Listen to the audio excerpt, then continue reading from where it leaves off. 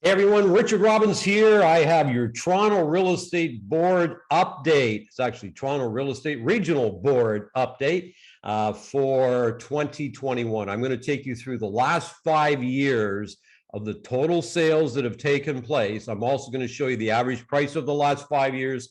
I'm also going to take you through months of inventory. And at the end, I've actually created a slide for you that if you choose to download, I think you'll be using in a lot of your presentations as well. So let's get this party started, everybody. So obviously, if you look at the numbers here, you can see that Toronto had a great year, actually the greatest year in sales in its history at 122,133 sales. Amazing. Now, I want to say something. You can look at all of the numbers here. That was obviously up about 28% over the previous year. And you can see what's happened over the last 5 years. But I do want to say this. I'm hearing a lot of people, they speak of lack of inventory. And we all know that definitely you have a lack of inventory right now.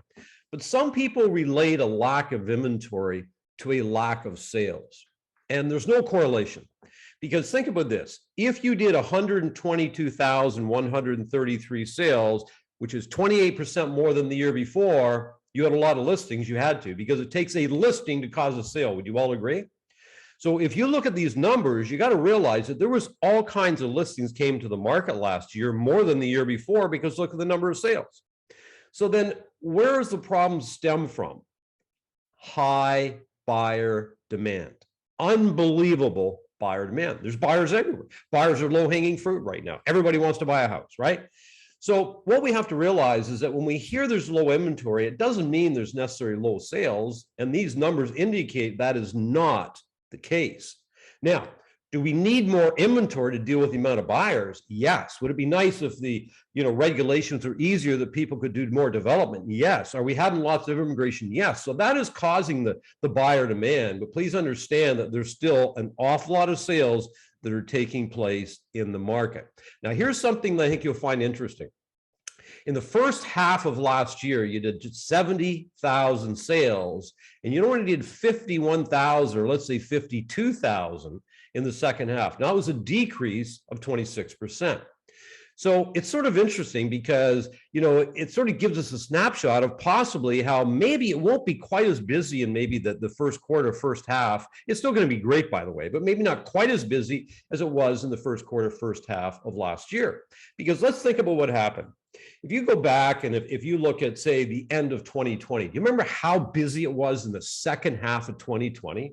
Like, it was crazy. And then we came into the year with a very busy market, and then we started really fast in 2021. And then the momentum shifted a little bit as we get into the summer months, and then it trailed off just a little bit. Now, the market, don't get me wrong, the market was still unbelievable, but I'm just saying that the first half of last year was much busier than the second half of last year. Now, here's your months of inventory. This is the lowest months of inventory I have ever seen, in Toronto.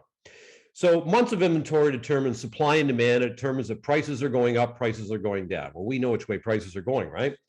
And if we go back, you can see you had 2.7 months of inventory in 2017. Now, that really is still a seller's market, because 4 to 6 months is a balanced market. Above 6, it becomes more of a buyer's market. Below 4, it becomes more of a seller's market. And then you can see it went up a little bit. But then all of a sudden, and if we go back to 2019, it was a busy market, only 1.7 months, which is crazy. And then we went to 1.1, which is crazier, and now we're at 0.5. Like there is no inventory, but there is no inventory because of all kinds of buyers. We get high buyer demand because remember, our sales are up, which means there had to have been more listings, because otherwise there is nothing to sell and our sales wouldn't be up. So always just keep that in mind, okay? So then we move forward. Here's what happened with your prices. This is the historical average price of the year. You can see, we're 805, 783, 815, 915, and then we jumped to 1.1. I think in December, the average price was 1.16. But this is the average of the whole year. And again, obviously that's up substantially. That's up about 20%. So, these are big numbers, right? When you start talking about real estate prices going up at 15, 20, 25% a year, These are very, very, very big numbers. Now, here's the chart that I created for you.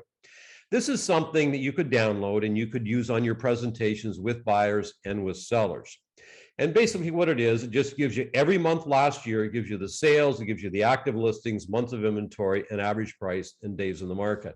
So we put this together quarterly for you. You're welcome to download it. You're welcome to use it. I hope you find it useful. So let's now talk about 2022. So I look at it, and as a real estate sales professional, and that's most of you watching this video, that buyers right now are what I call the low-hanging fruit. They're everywhere, right? You have no shortage of buyers.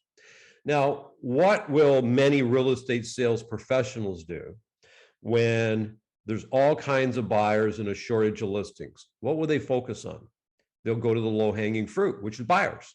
So then they start working with buyers, working with buyers, working with buyers, working with buyers. And while they're working with buyers, what are they not looking for? Listings.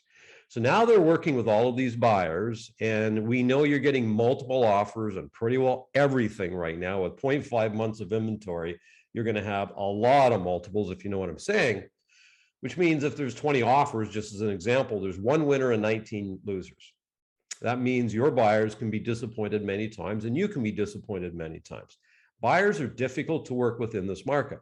But then you say, yeah, but Rich, that's all I can find. There's no listings. No. If you had as many sales as you had, there was lots of listings came to market last year. So my suggestion is this, is that you need to focus on listings. In all fairness, I don't care what the market's like. It could be buyer's market, seller's market, balanced market. Listings is the key to success in real estate, especially if you don't want to be working tons of hours and nights and weekends. If you want any control of your life at all, because I know a lot of people I talk to, they were out of control last year, and that's because of buyers. So what you need to do is you need to focus and say, what am I going to do this year? Now, what I'm going to do is I plan in the first quarter of this year to create content on how to get more listings. And if you want access to the content, just go to our website, richardrobbins.com, and sign up to our newsletter. Now, maybe you already are, and that's great. And that way, you're going to get all of the content that I produce and how to get more listings. But if you want more control of your life, if you want a better balanced career, right, go after listings, because you can't tell me there's no listings coming in the market when you had as many sales as you had last year. It's impossible. There are lots. They just all sold. It would not be nice if you get them and they're sold in no time at all. So anyway, I hope this is helpful. I wish you an amazing 2022. And remember, everybody, it's a beautiful life. Make it count.